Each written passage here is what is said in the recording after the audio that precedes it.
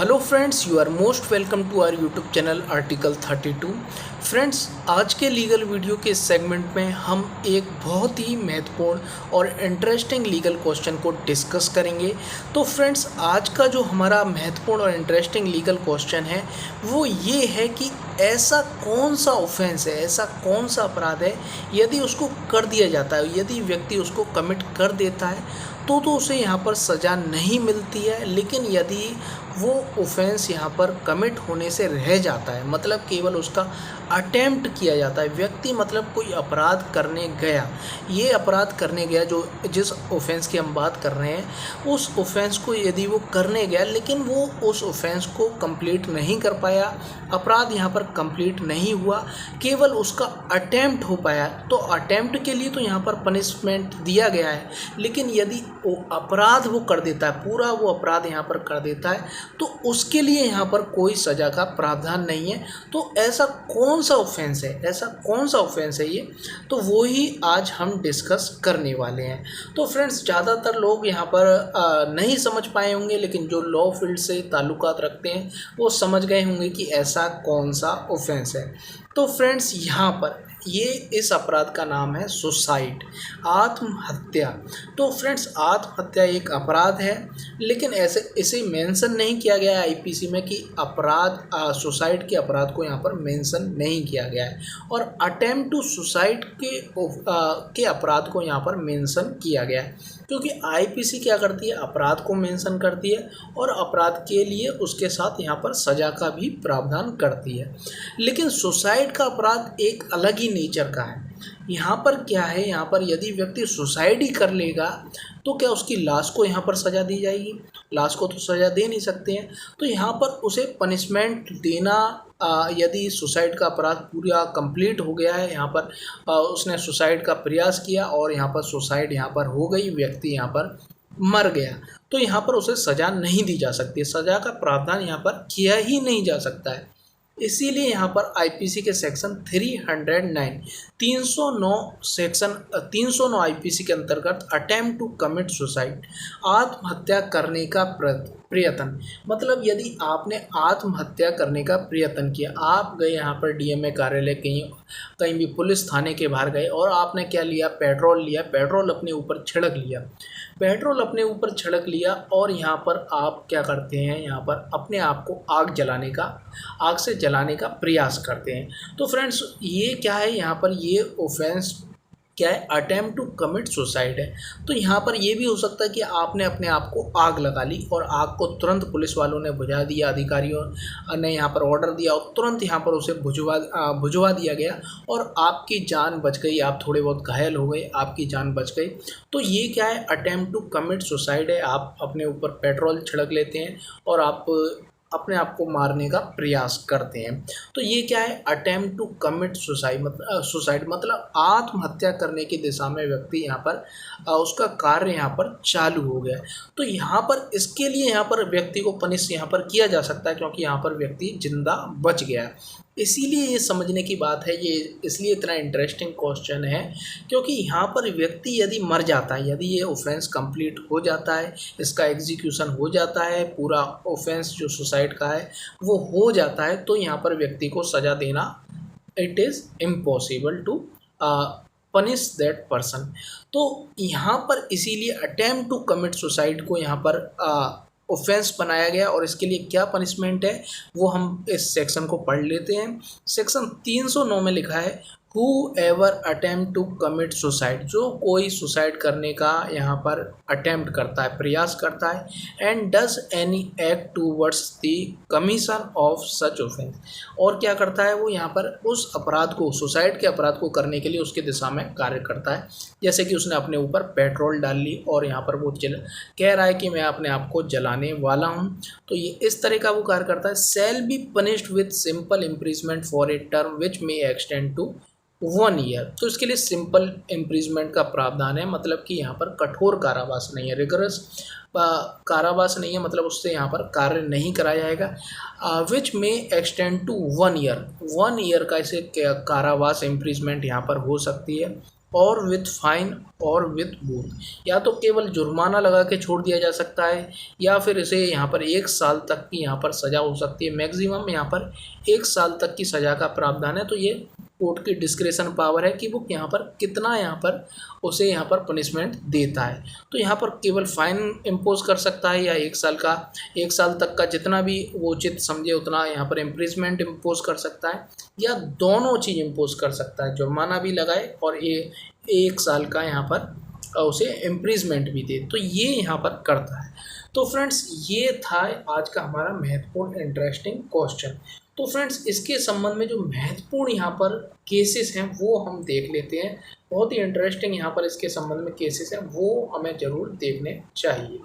तो फ्रेंड्स यहाँ पर कई हाई कोर्ट्स में, सुप्रीम कोर्ट में इसके संबंध में यहाँ पर पिटीशन दाखिल की गई कि सेक्शन 309 आईपीसी का जो अटेम्प्ट टू कमिट सुसाइड है, आत्महत्या करने का प्रयत्न का जो अपराध यहाँ पर आईपीसी के सेक्शन 309 में बताया गया है, इट इज़ कॉन्स्टिट्यूशनल और नॉट, क्या ये संवैधानिक है या असंवैधानिक है।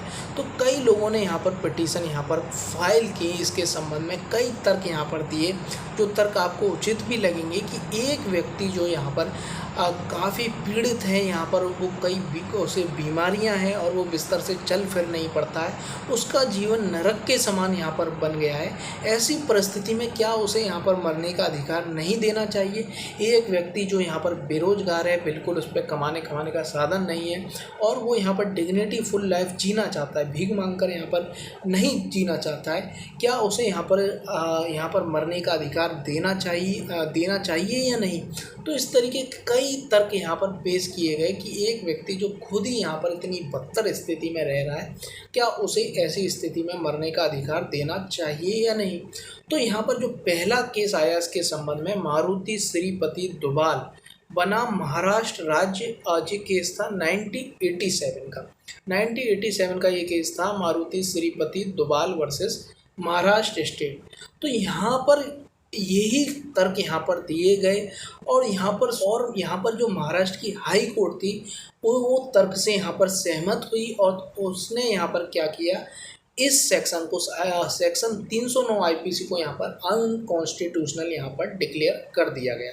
तो फिर यहाँ पर और भी जो सामाजिक कार्यकर्ता थे उन्होंने यहाँ पर देखा कि यहाँ पर इससे तो आत्महत्या के केस और ज़्यादा बढ़ जाएंगे, तो उन्होंने यहाँ पर एक पिटीशन यहाँ पर दाखिल की इस केस के अगेंस्ट कि यहाँ पर व्यक्ति को आर्टिकल 21 जो यहाँ पर राइट टू लाइफ की बात करता है, पर्सनल लिबर्टी की बात करता है, उसके अंतर्गत यहाँ पर व्यक्ति को मरने का अधिकार नहीं होना चाहिए। तो यहाँ पर इस केस के अगेंस्ट यहाँ पर पिटीशन फिर दाखिल की गई।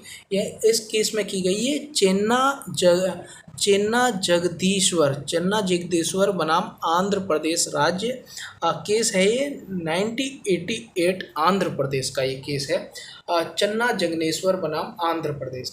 तो फ्रेंड्स यहाँ पर क्या हुआ, यहाँ पर इसके संबंध में जो तर्क दिए गए वो बिल्कुल तर्क सही थे कि यहाँ पर यदि सभी मामलों में यहाँ पर ये कह दिया जाए कि आदमी को मरने का अधिकार है, तो यहाँ पर जो व्यक्ति मरना चाहता है उसे मरने की छूट मिल जाएगी।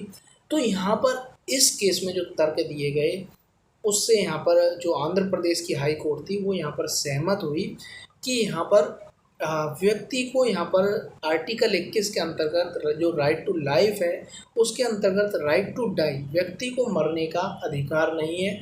और सेक्शन 309 आईपीसी ये इट इज़ कॉन्स्टिट्यूशनल, ये संवैधानिक है, ये बिल्कुल ठीक है। तो यहाँ पर ये हाई कोर्ट यहाँ पर जो मुंबई हाई कोर्ट थी, यहाँ पर बॉम्बे हाई कोर्ट थी, उसका यहाँ पर अलग फैसला दिया गया और यहाँ पर आंध्र प्रदेश की जो हाई कोर्ट थी उसके द्वारा यहाँ पर अलग फैसला दिया गया। यहाँ पर पहले केस में जो मारुति श्रीपति वाला था उसमें कहा गया कि व्यक्ति को यहाँ पर मरने का भी अधिकार है आर्टिकल 21 के अंतर्गत, जो कॉन्स्टिट्यूशन का आर्टिकल 21 है। लेकिन चन्ना जगदीश्वर के मामले में ये कहा गया कि इट इज़ कॉन्स्टिट्यूशनल, ये वैलिड है सेक्शन 309 और व्यक्ति को मरने का अधिकार नहीं है आर्टिकल 21 के अंतर्गत। Right to life does not include right to die. तो ये यहाँ पर कहा गया। तो दोनों यहाँ पर अलग अलग फैसले आए हाई कोर्ट में। तो यहाँ पर जो बाद में हाई कोर्ट का आया था वो यहाँ पर ओवर रूल करेगा, पहले वाले को पहले वाले पे ज़्यादा प्रभावी होगा, पहले वाले पर यहाँ पर प्रभावी होगा। तो यहाँ पर क्या हो गया, अब ये हो गया कि राइट टू लाइफ के अंतर्गत यहाँ पर व्यक्ति को मरने का अधिकार नहीं है। तो इस तरीके से यहाँ पर दोनों अलग अलग कोर्टों के यहाँ पर फैसले आए, इसीलिए यहाँ पर ये मामला पहुँचा सुप्रीम कोर्ट में। सुप्रीम कोर्ट में यहाँ पर जो केस था Rathiram versus union of India supreme court 1988 का, ये रथीराम, इसका पूरा नाम था पी रथीराम, पूरा नाम यहाँ पर था P Rathiram Nagbhan Patnaik versus union of India 1988। तो इसमें भी जो पहला जो केस आया था, जो यहाँ पर मारुति श्रीपति दोबाल वाला, उसी को यहाँ पर बताया गया कि ये यहाँ पर व्यक्ति को यहाँ पर मरने का भी अधिकार है, राइट टू लाइफ के अंतर्गत यहाँ पर व्यक्ति को मरने का भी अधिकार है। कि इस केस में यहाँ पर कहा गया कि it is unconstitutional, section 309 of IPC is unconstitutional, ये पी रथीराम वाले केस में कहा गया। फिर क्या हुआ, इसके बाद एक और केस आया ज्ञान कौर बनाम पंजाब राज। इसमें ये पी रथीराम बनाम भारत संघ का जो सुप्रीम कोर्ट का जो डिसीजन था उसको यहाँ पर चुनौती दी गई ज्ञान कौर बनाम पंजाब राज 1996 के मामले में, और सुप्रीम कोर्ट ने फिर यहाँ पर अपने पुराने फैसले को यहाँ पर बदल दिया और यहाँ पर ये कहा कि section 309 of IPC is constitutional, ये यहाँ पर वैलिड है, ये आर्टिकल 14 और आर्टिकल 21 का यहाँ पर उल्लंघन नहीं करती है, इसलिए ये वैलिड है, कॉन्स्टिट्यूशनल है और व्यक्ति को यहाँ पर अपनी जान लेने का अधिकार नहीं है। जो राइट टू लाइफ है, right to life does not include right to die. तो यहाँ पर व्यक्ति को यहाँ पर जीवन का जो अधिकार है आर्टिकल 21 के अंतर्गत, उसके अंतर्गत यहाँ पर उसे मरने का अधिकार नहीं है। तो फ्रेंड्स, ये थे इसके संबंध में महत्वपूर्ण प्रश्न। तो हमारा जो लीगल क्वेश्चन था उसका आंसर मिल गया हुआ आप सभी को।